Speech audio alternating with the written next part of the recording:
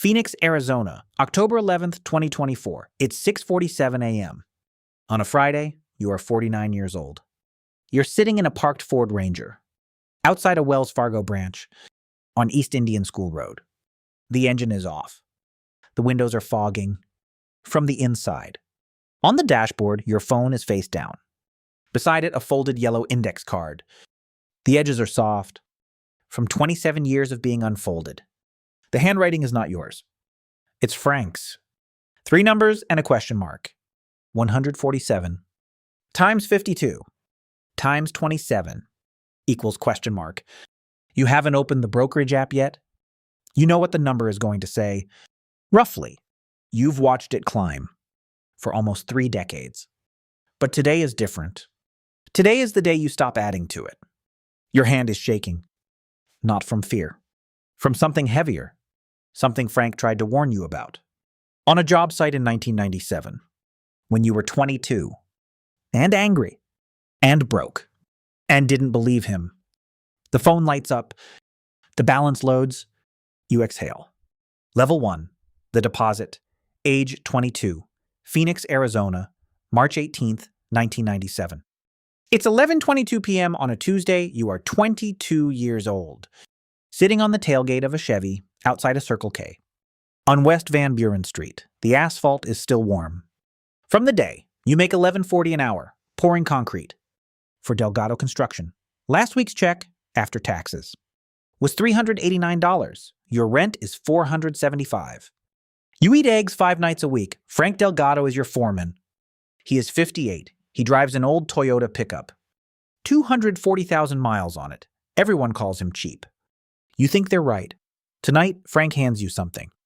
A folded yellow index card. He says, read it later. When you're alone, then he gets in his Toyota and drives home. You unfold the card. 3 numbers and a question mark. You laugh out loud. You don't have $147 a week. You barely have it a month, after rent.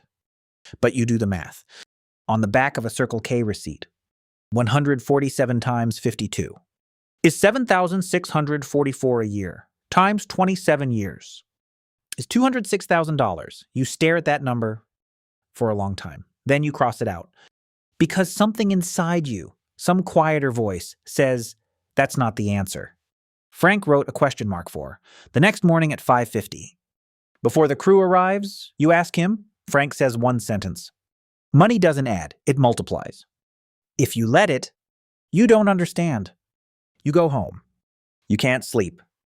On March 24th, a Monday morning at 8:14 a.m., you walk into a Charles Schwab office on Camelback Road. The man at the desk wears a tie, too wide for his neck. You open a brokerage account. You deposit $147. You select an S&P index fund. You set up an automatic transfer. $147 every Friday. Your friend Marcus laughs at you. He says you'll never feel the money. You don't spend a new transmission, a vacation, a real bed. Instead of a mattress on the floor, you don't argue. You just slide the card behind your driver's license. Compounding doesn't reward the loud. It rewards the ones who keep showing up while nobody is watching. Level 2, the quiet, age 26, August 7th, 2001. It's 7:38 p.m. on a Wednesday. You are 26 years old. In the produce section of a Fry's grocery store. On East Thomas Road, your basket has eggs, brown rice, and frozen chicken thighs. A woman is choosing tomatoes. Her name is Elena. She teaches 2nd grade at Phoenix Elementary. She drops 1 tomato. You pick it up. You give it to her. She smiles. You ask her name twice. Your balance that morning was $34,000. You have been investing for 4 years. The dot-com crash erased a third. You did not stop the transfer. You did not call Schwab. You did not look at the screen. For 6 months, Marcus did look. Marcus sold everything. In March of 2000, at the peak, he bought a black Honda Civic. He told you compound interest was a myth invented by old men. Your first date is August 11th at a diner called Mel's. You pay with cash, $18.40, plus a $4 tip. You walk her to her car. You do not kiss her. You go home. You unfold the card. You read it again. You fold it back. 2 weeks later, September 11th, the market closes. When it reopens, your balance is $29,000. You do not stop the transfer. You do not move the money. You do nothing. Elena calls you that night. She asks if you are okay. You say yes. She asks if your savings are okay. You say they will be. She doesn't ask again. That is the moment you know. A market that scares everyone into selling is a market that pays the ones who stay. Level 3, the turning point, age 30, April 14th, 2005. It's 4:17 a.m. on a Thursday. You are 30 years old, standing in a dark nursery in a small rented house. On East Almeria Road, you are holding your daughter, Sophia. She is 9 days old. She is asleep. The clock glows 4:17 in red. Elena is asleep in the next room. You married her in 2003 in a courthouse ceremony.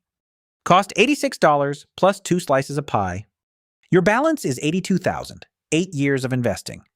You opened a Roth IRA in 2003. You max it out every year. Total invested, $96,000. You got promoted last year, junior site foreman at Delgado Construction. Your hourly is $19.85. Frank is 71.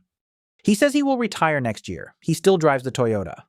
Marcus has a Dodge Charger and $14,000 in credit card debt. And a girlfriend named Bree, who does not know about the debt. At 4:17 a.m., you do something quiet. You walk to the kitchen, you open the freezer. Behind the bag of frozen peas, taped to the back wall, is the yellow index card. You took it out of your wallet when Sophia was born. You were afraid you'd lose it. You hold the card in one hand and the baby in the other. You think, she will be 22 when I am 52. You do the math in your head. 147 a week, compounding for 22 years. Would land past $500,000. You do not say it out loud. You put the card back behind the peas. Sophia opens her eyes once. She closes them again. You stand in the nursery until 5:08 a.m. Then you go to work. The reason most people never build wealth is not that they cannot start. It is that they cannot stay quiet. About starting. Level 4, the compounding, age 35, September 29th, 2010. It's 12:14 p.m. on a Wednesday. You are 35 years old, eating a turkey sandwich on the tailgate of a Ford. You bought used in 2009 for $11,200. In cash, the 2008 crash took your balance from $187,000 down to $112. A 40% paper loss, Elena cried once, in the kitchen. In February 2009, you showed her the yellow card. You said, Frank wrote a question mark, not a panic button. You did not stop the transfer, not once. Not in 2008, not in 2009. You kept buying while it was on sale. Marcus withdrew everything from his 401k in November 2008. He paid a 10% penalty plus taxes. Today your balance is $203,000. The market recovered, then it kept going. Sophia is 5. She is in kindergarten. Sophia carries a small purple notebook everywhere. She asks what the yellow card is, in the freezer. You told her. It's a question someone asked me a long time ago. She asked what the answer was. You said, I don't know yet. She drew the card in her notebook.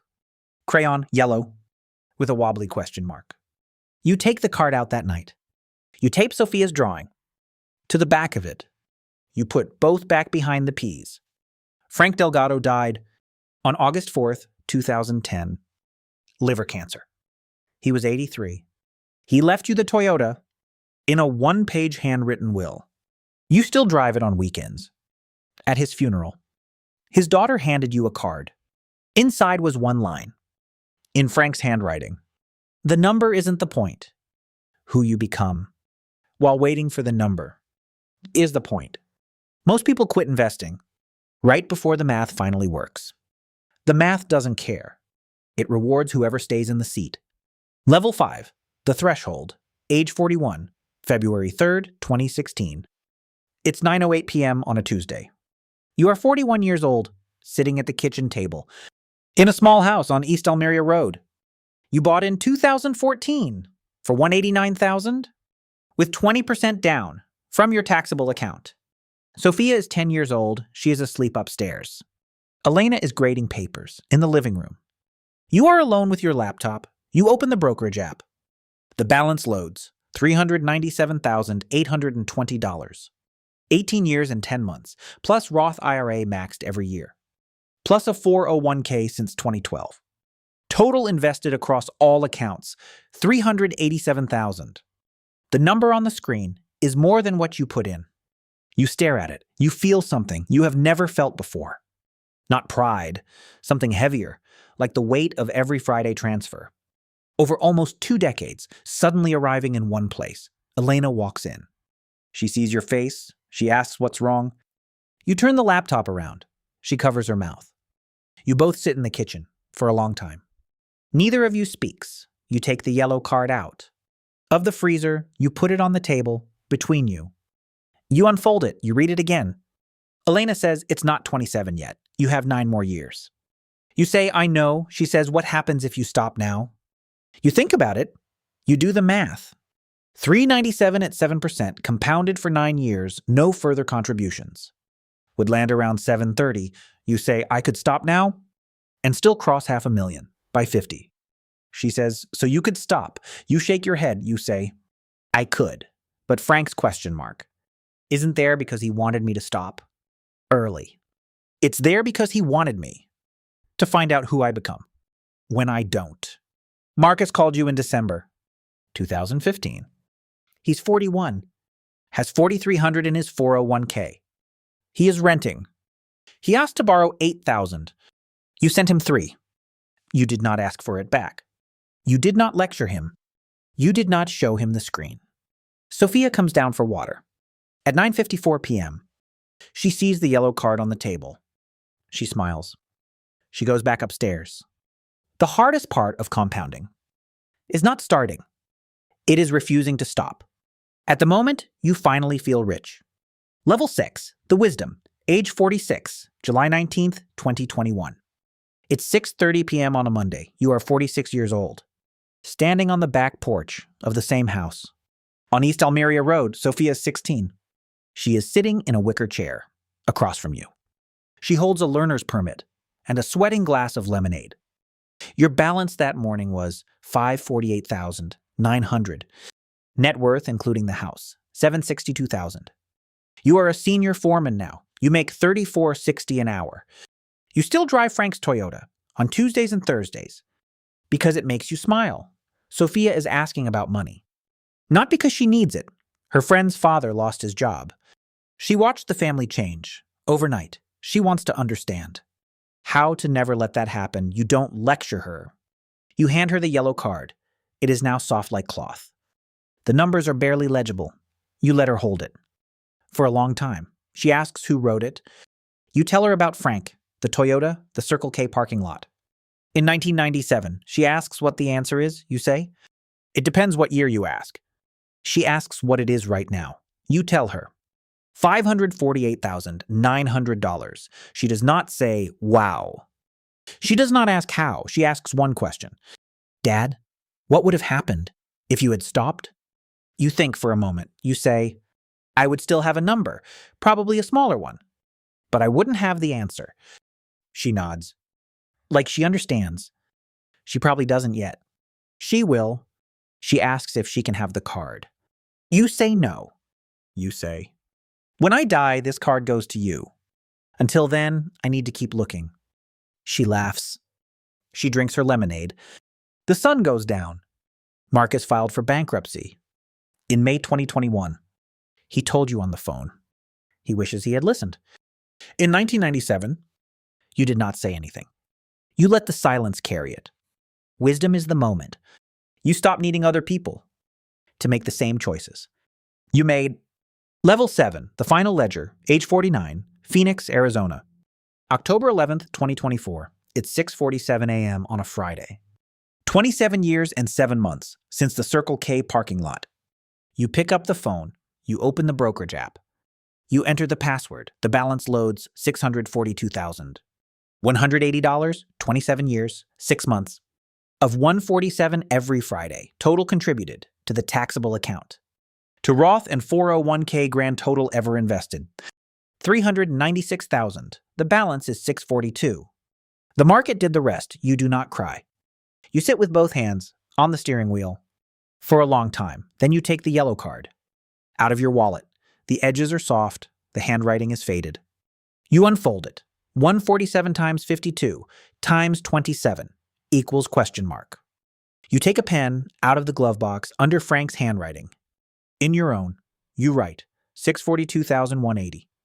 You close the card, you fold it once more, you put it in your shirt pocket, over your heart.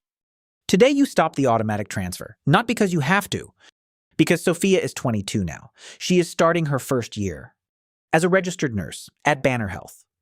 She makes $28.40 an hour. Tomorrow you are giving her $147 to deposit into her first brokerage, not as a gift. As a beginning, you walk into the Wells Fargo. You do not deposit anything. You walk past the teller. You walk past the chairs. You walk back out. You wanted to remember what a Friday felt like. When you weren't transferring money, it feels exactly like every other Friday. That is the point. You drive home. Elena is in the kitchen, making coffee. You hand her the index card. She reads the new number. She does not say anything. She just leans her forehead against yours. Sophia comes downstairs in scrubs. She sees the card in Elena's hand. She knows what today is. You take a clean sheet of paper.